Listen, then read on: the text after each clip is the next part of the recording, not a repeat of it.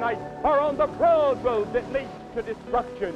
And tonight, I would say with Moses, I would say with Joshua, turn, repent, choose God, serve Him, live for Him.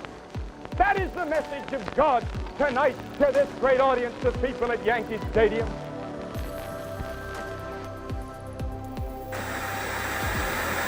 I see revival coming to planet Earth, maybe as never before. It would be untold numbers, an untold, uncounted multitudes that will be saved.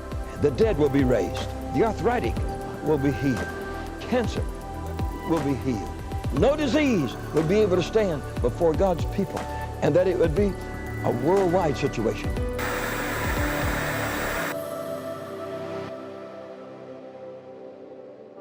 There's a church that doesn't just know about God, they know God. They don't just believe in His power, they carry His power. God will shake the United States of America one last time, not by might, not by power, but by my Spirit.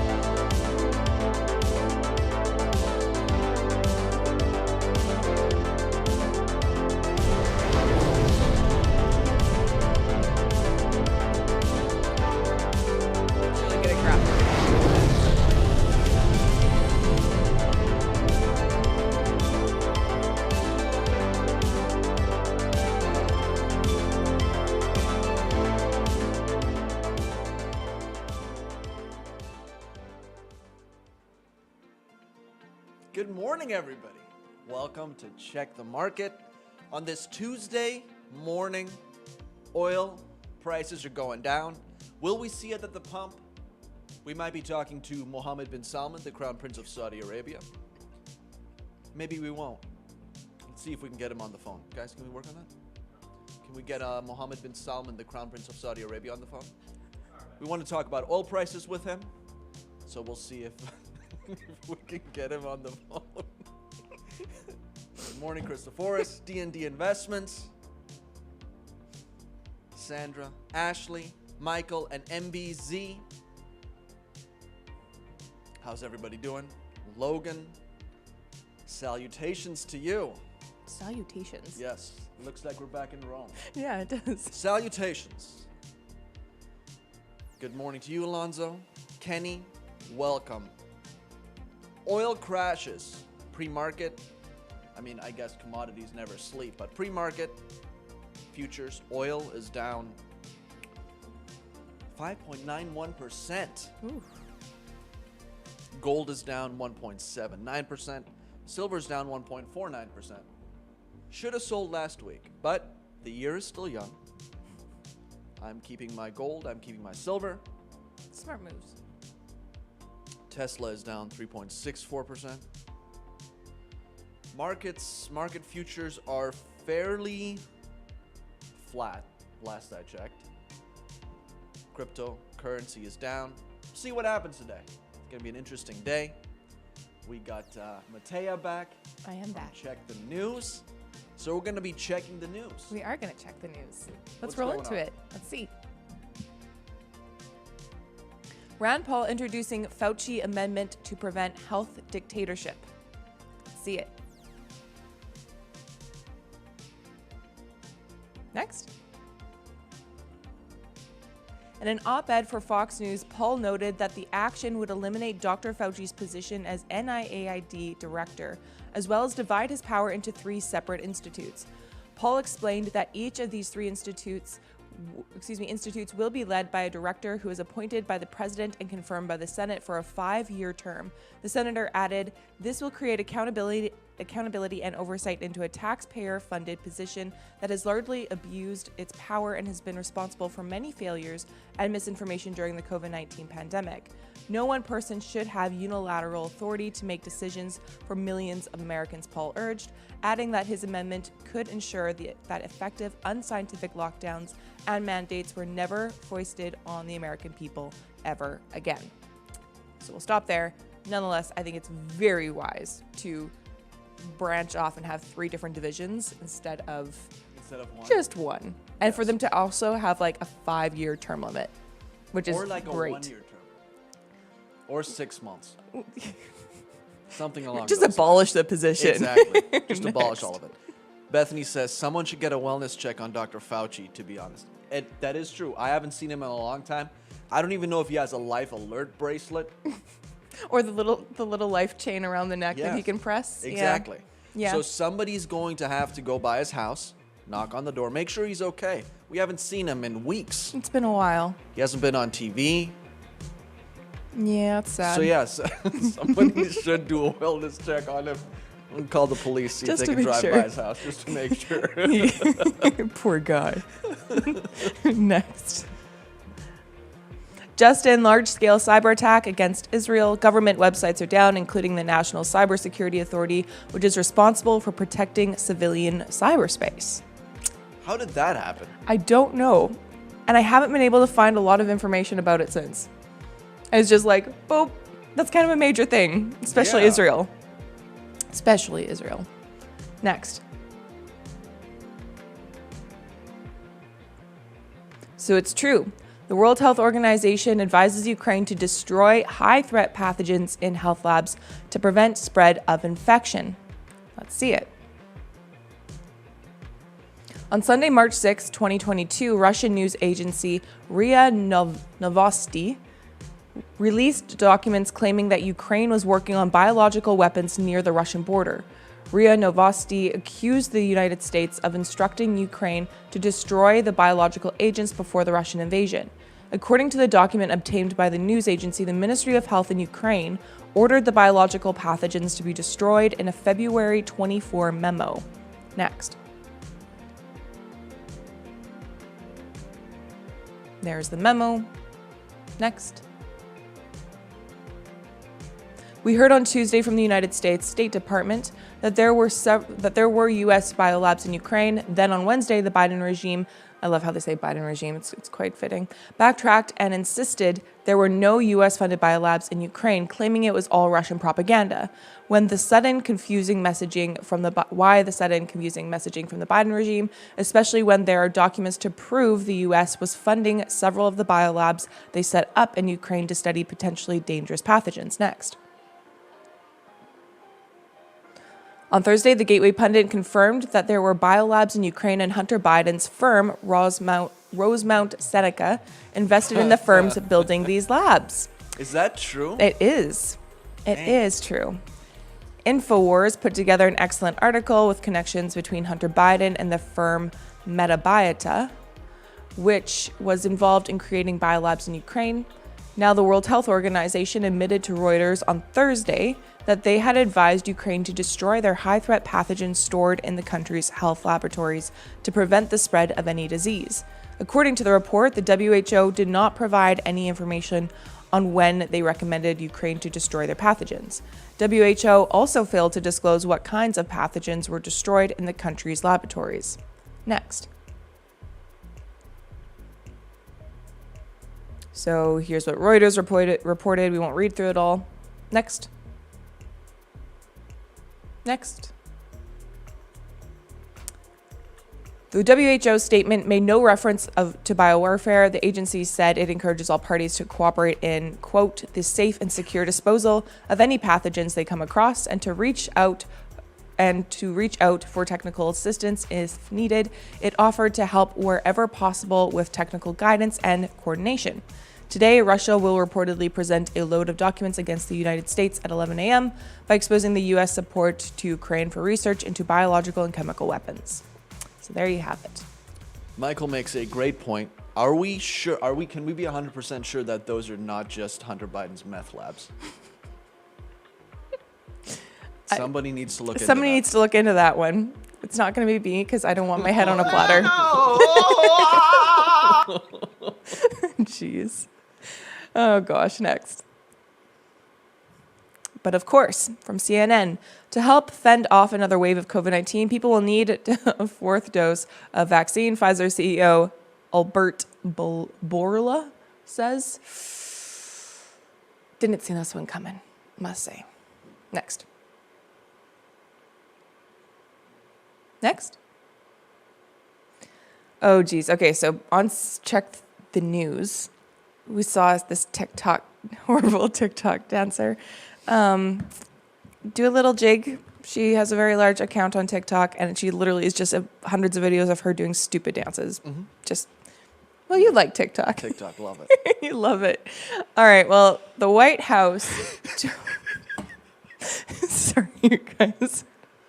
I'm not a big fan of the dances. There's so many dad jokes on there. Mm-hmm. Like guys doing dad jokes. It's just laughs, hours of laughs. That's why I had to delete it. Yeah. And now the Chinese know that I love dad jokes. So yes, they surely do. All right. Well, so Biden brought in a bunch of TikTok influencers to brief them on the situation with Russia and Ukraine, so that they could then spread the Biden regime's propaganda on TikTok. So let's see what this TikToker had to say about Russia-Ukraine after her briefing at the White House.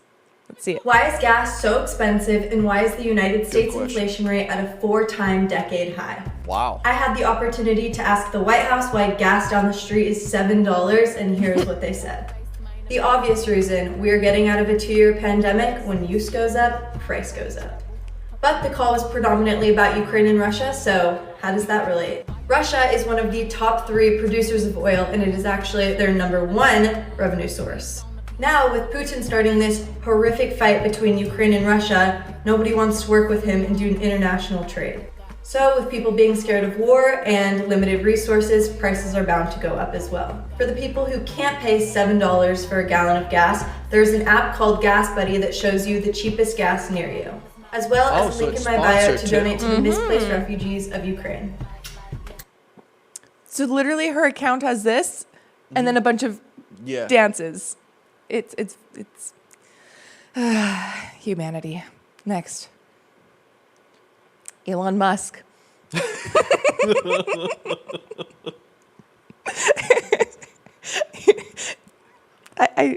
a G. I can't believe he hasn't got banned yet. I saw my friend last night. I was like, I don't really support Elon Musk. I haven't liked him for a long time.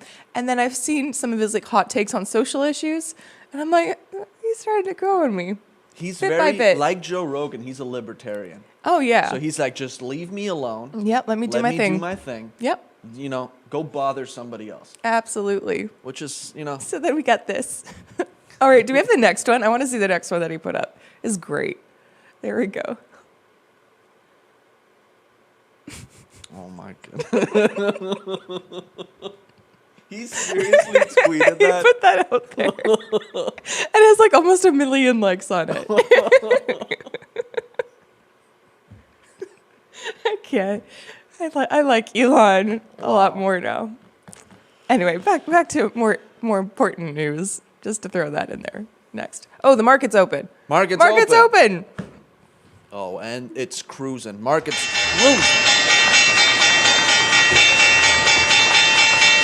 Up 200 points on the Dow Jones. Up 143 points on the NASDAQ. And 31 points on the S&P 500. So not too bad. Not too shabby of a start there. Oil is down 6.5%. So that's good news for our TikTok friend who's paying $7 per gallon. It will now be 6% cheaper, hopefully. If, California doesn't raise the gas tax and keeps it at $7. Demand destruction. That's right. JP Morgan. That's right. Next. China's digital yuan could challenge the dollar in the international trade this decade. Fintech expert predicts. Continue. China's nascent digital yuan is set to challenge the dollar's domination of international trade settlements in the next decade, which is what we have been saying. According to Richard Turin, author of Cashless: China's Digital Currency Revolution. Remember, China is the largest trading country, and you're going to see digital yuan slowly supplant the dollar when buying things from China. If we go about 5 to 10 years out, yes, the digital yuan can play a significant role in reducing the dollar's usage in international trade. Say, for example, China says to everybody in the US buying natural commodities and materials, we don't accept US dollars. We only accept. Yeah. Right? And they can do it. Exactly. They can totally do it. So. Oh dear. The drive toward alternative payment systems is likely to come from a desire by nations to reduce their current, mostly 100% reliance on the dollar, which is just going to accelerate after what we've seen with the whole Russia situation. What you're going to see in the future is a rollback, a risk management exercise that seeks to slowly and maybe just slightly reduce the dependence on the dollar from 100% down to 80%, 85%. Continue. China has been ramping up efforts to roll out its central bank digital currency and is currently far ahead in the space compared with global peers. The People's Bank of China has been working on the digital form of its sovereign currency since 2014. Stateside, the U.S. Federal Reserve has yet to take a stand on whether to issue a digital dollar, while President Joe Biden recently called on the government to place urgency on the research and development of potential digital version of the dollar. Turin said the world's second largest economy is currently ahead in all financial technology by a decade. He added the U.S. would take easily another 5 years just to get out of planning and trials for a potential digital dollar, which will cost trillions and trillions of dollars. His comment came as China warily watches the U.S. and its allies strengthen alliance. Following the breakout of war between Russia and Ukraine, Beijing has so far deflected blame of the conflict to the U.S. and refused to term Russia's attack as an invasion. Continue. Beijing, however, is unlikely to use the digital yuan to aid Moscow in bypassing the crippling sanctions imposed by the West. The digital yuan is a baby in the sense that it's in trial but not yet launched domestically, nor has it had any testing on an international basis. On a technical level, this means it will be extremely difficult for China to use its CBDC to bail out Russia. Baby currency. China wants eventually to have the digital yuan broadly accepted, and making it a sanction buster now when it's still a baby would not help that goal. Continue. Luke says, how do you feel about DWAC? DWAC, they need to like work on this. They need to have a perfect rollout, and it needs to be widely adopted. It can't be just like another one of those, alternative social media. There needs to be wide adoption for that for the stock price to be justified. XRP and XLM would help this issue. XRP has actually been helping nations create central bank digital currencies. So they are working on it, and XRP has a hand in all of that. Airlines raise revenue outlook as travel demand bounces back faster than expected. Let's see it. Travel demand has bounced back faster than expected, airlines said Tuesday, a welcome trend for the industry as carriers grapple with how much of a fuel price surge they can pass along to customers. Delta Airlines said ahead of its investor presentation that it expects first quarter sales will be 78% recovered compared with 2019, up from a forecast in January for a recovery as little as 72%. Airlines have been comparing revenue and capacity in 2019 to show how much they have recovered since before the pandemic. Continue. United Airlines said it expects first quarter revenue to be near the better end of guidance for a 75 to 80% recovery from 3 years earlier. Shares of the carrier rose 5% apiece in pre-market trading. Southwest Airlines raised its revenue to as much as 92% recovered from 2019 levels. Great job, Southwest Airlines. Continue. Tesla hikes car prices in the US and China after CEO Elon Musk warns of inflation pressure. Let's see it. There he is. Continue. I'm just going to stare into his eyes all day. Tesla has hiked the price of its electric vehicles in the US and China after CEO Elon Musk warned of inflation pressures on the business. The company raised the prices of all its models in the US. In China, a version of the Model 3 and Model Y saw price hikes. It is the second increase within the last week. Tesla did not give a reason for the increase. The company was not immediately available for comment when contacted by the CNBC. It's Tesla. Do they even have to give a reason? But Musk said in a tweet earlier this week that Tesla and its space exploration company SpaceX have seen significant recent inflation pressure in raw materials and logistics. Materials such as nickel, a key component of electric vehicle batteries, are on the rise. Continue. They believe they started trading again after shutting trading down on nickel. Continue. Meanwhile, a flare-up of COVID cases in China and lockdowns in some cities have added a further challenge to already stretched supply chains. On Tuesday, Tesla China website listed the starting price of the Model 3 at $57,000. The South China Morning Post reported that the price was 349,000 won after a previous increase that day. So it looks like the Model Y is currently priced at 417,000, up from 397,000 won. So Tesla prices are going up. So is it still cheaper to drive an electric vehicle? You do the math. Continue. U.S. oil tumbles more than 8%, dips below $100 a barrel, trading now at $96 a barrel, down 5.96%. Continue.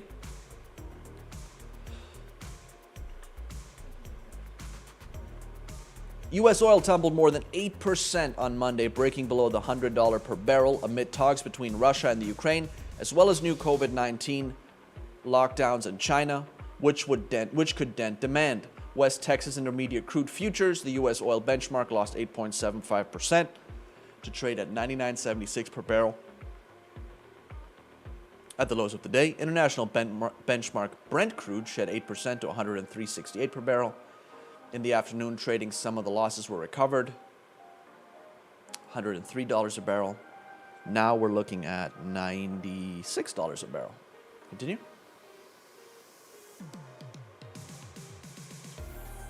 Rebecca Babin, senior energy trader at CIBC Private Wealth US, attributed to the declines of a mix of geopolitical and demand factors.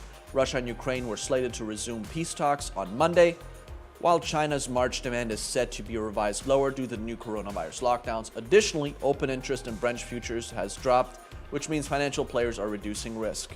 Also, Jim Cramer. Oh no. Our favorite trader of all time. No. Said the other day that we gotta buy oil. You know, it's going to the moon. It's going to $780 a barrel or whatever he said. Dang. So I'm not surprised that it's coming crashing it's coming down. So we want to say a warm thank you. Thank you, Jim. To Jim Cramer for everybody's reluctance to buy oil futures, thus sending the price down. Thank you. Thanks. Continue. A lot.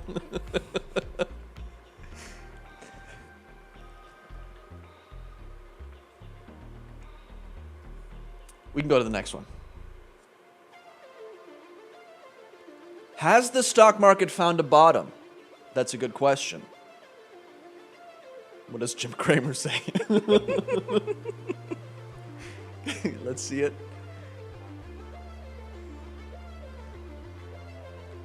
The S&P 500 is off the second worst start of the year in history. Cameron Dawson, chief market strategist at Field Point Private, pointed out on Friday on Benzinga's pre-market prep. Where is the bottom? ? Dawson told Benzinga relief rallies are expected given the magnitude of the declines in the market, but she said, oh, Cameron, I'm sorry, I apologize. Misgendering people everywhere now, Patrick. Apologize. Said an indiscriminate bottom in which everything can be bought has yet to arrive. Dawson shared a checklist of items that she watches. When trying to discern a market bottom, she uses several indicators that point to oversold momentum, volatility spikes, flights to safety, sentiment collapses, and capitulation. Man, it's like a war out there with all those words, among others. We'd like to see a little bit more of these indicators before we start getting really aggressive. Investors can start putting money to work on weakness if they are sitting on large cash positions. Dawson said, but we're not making the call yet to go big, huge strategic overweights into equities simply because we haven't seen that kind of flush selling that would be consistent with a really major low. Continue. What about ARK? That's a good question. What about ARK? A lot of stocks that are popular among retail investors are down 50% or more. Yet margin loans are only down 2% over the last 6 months. That tells you that people aren't capitulating, they're not throwing in the towel, and if they're getting margin called, they might actually be adding cash to portfolios instead of taking risk off the table. Diamond hands, everybody, diamond hands. Over the course of the 2020 bull run, the total number of shares outstanding for the ARK Innovation ETF grew by more than 400%. She said, adding that the outstanding share count has only fallen 13% during the 60% drawdown in the ARK Innovation ETF, which means all my Reddit bros are seriously bag holding and all the institutional investors left, which tells you that there's zero capitulation there. People aren't selling and they actually have been buying over the last couple of weeks. The market won't reach lows while investors are holding on. It's when people run for the exits and seek protection that markets find a bottom. But diamond hands. We got Reddit now, so who knows? Next. We can go to the next. Russian capital flees to Dubai through crypto. This is interesting. Let's see it. Did you see about this? I saw it, but I didn't read it. Let's see it. Cryptocurrency companies located in the United Arab Emirates are seeing an unprecedented influx of requests from Russian customers who wish to liquidate billions of dollars worth of cryptocurrency as the Russian ruble plunges due to increasingly harsh economic sanctions. A Friday Reuters report explained that some of those Russian nationals are looking to invest in UAE real estate while others are just looking to turn crypto into fiat currency and keep it abroad. I would keep the crypto. An executive of an unspecified firm said the company received lots of queries in the past 10 days from Swiss brokers looking to move the capital due to fears that Switzerland will soon freeze the assets. If Switzerland does that, the US hasn't frozen assets yet. Exactly. See, Switzerland is slowly becoming less of an attractive place to stash your cash. Yeah. And the US is actually the most attractive place for people around the world. Which is bizarre. Exactly. Right? At least compared to past trends. But the US went after all those other countries for their bank secrecy laws. And nobody ever went after the US. Right? Yeah. So the US is becoming that Switzerland. Yeah. Slowly but steady. It's weird. Real weird. None of the requests was for less than $2 billion. The anonymous executive said the company has had like 5 or 6 in the past 2 weeks. Still not one of those clients has come off yet, which he admits is not rare. Still, he recognizes that we've never had this much interest. Continue. My goodness. Patrick, So get close. it together. He Almost there. commented, There you go. we have one guy, I don't know who he is, but he came through a broker, and they're like, we want to sell 125,000 Bitcoin.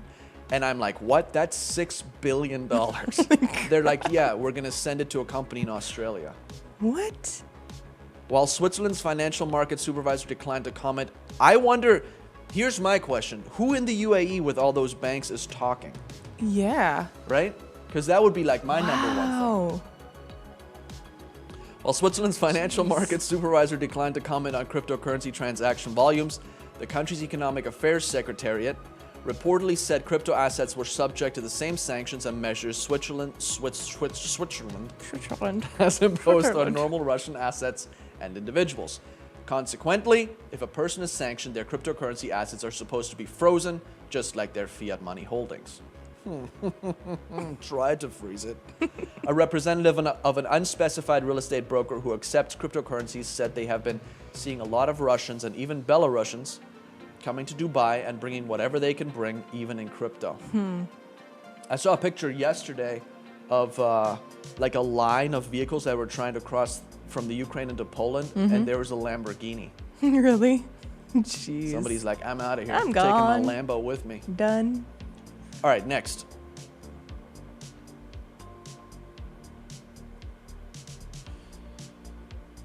Guess we'll go over some stocks to research real quick.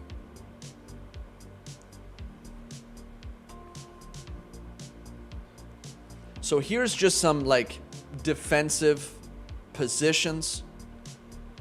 Low risk VWINX. VWINX. That's the Vanguard Wellesley Income Fund.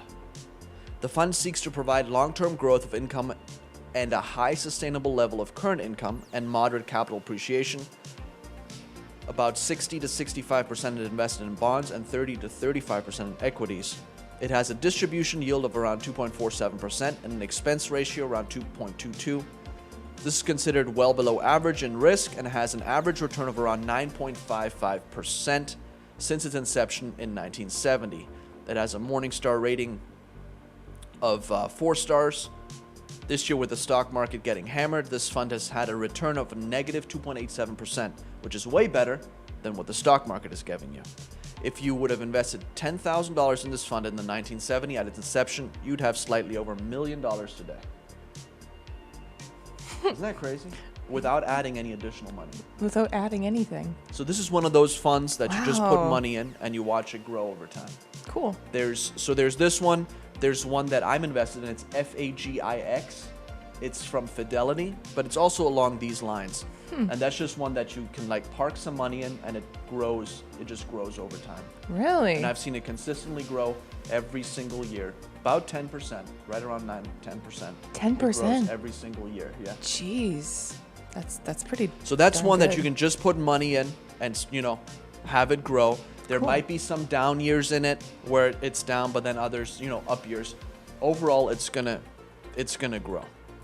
Another one, another low risk, Wisdom Tree.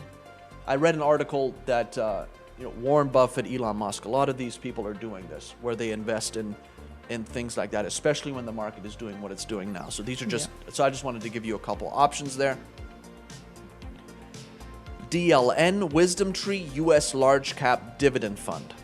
So this is a US, Patrick, get it together. US Large Cap Investment ETF that focuses on dividend yield from large cap companies. Current dividend yields around 2.11%. It has around a 9% return since its inception in 2006. It has a 5-star Morningstar rating and is considered below average on risk. So this is the same thing like the other ones. You just put your money in there, or even like an index fund. Like just invest in the S&P 500, invest in any other index fund, and leave your money in it and watch it grow. Especially now as the market's going lower. Once we hit a bottom, it'd be a good time to put some money in that and then just let it go. FAGIX, Lori. FAGIX is the one that I'm invested in. But VWINX is basically the same thing. It's from Vanguard. I have the Fidelity one because that's the one that they invested me in initially, or because of the Fidelity account that I have. So VWINX and FAGIX. What was the other one you had mentioned previously? DLN. DLN.